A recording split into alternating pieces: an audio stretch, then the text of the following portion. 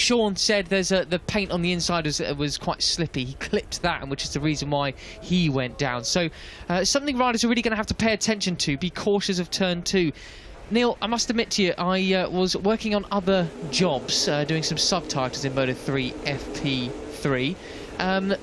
Does it look a bit even more slippy with the rainy conditions, or what are we expecting in this session?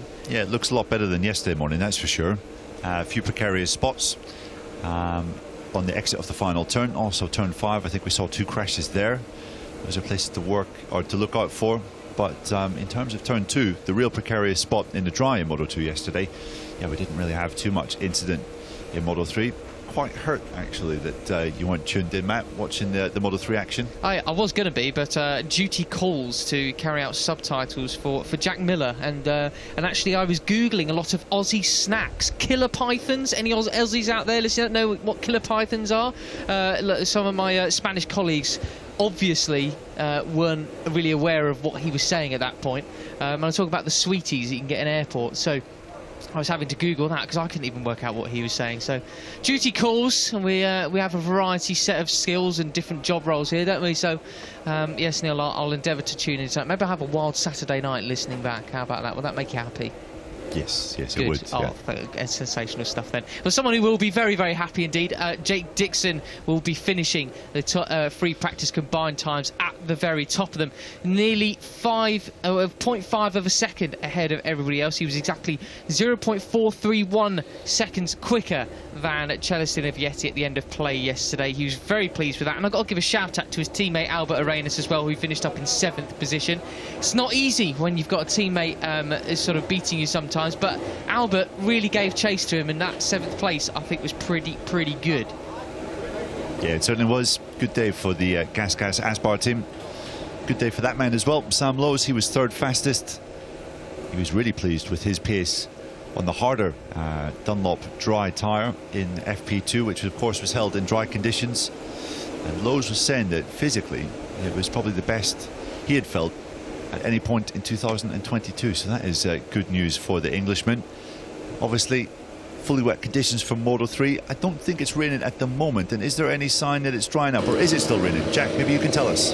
It is still raining, very, very lightly, but in the past 30 seconds, those raindrops are starting to get a little bit heavier. I'm just looking down to the final corner. The wind is actually blowing straight down from the final corner to the first corner. And as I look down to the final corner, there are some pretty ominous grey clouds starting to form on the hills just over the back part of the circuit. So for now, the wind has picked up, the rain has definitely picked up as well.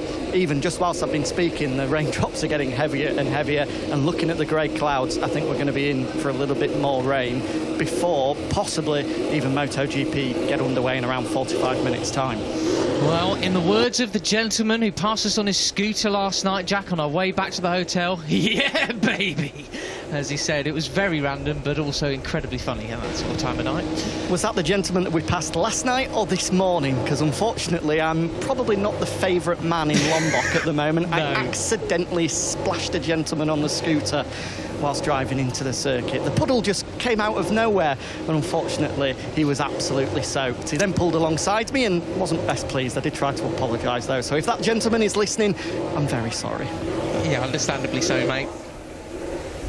Yeah, I hope it wasn't as big as the puddle that I found on my way in my scooter. I think it went halfway up to my knees, the water. And well, and given how much of a giant you are, that is a pretty substantial puddle, isn't it? Yeah. So, well, I mean, most people were getting their legs absolutely soaked. I mean, there's the car park at our hotel was absolutely flooded as well, so my feet are already pretty wet. Joyous.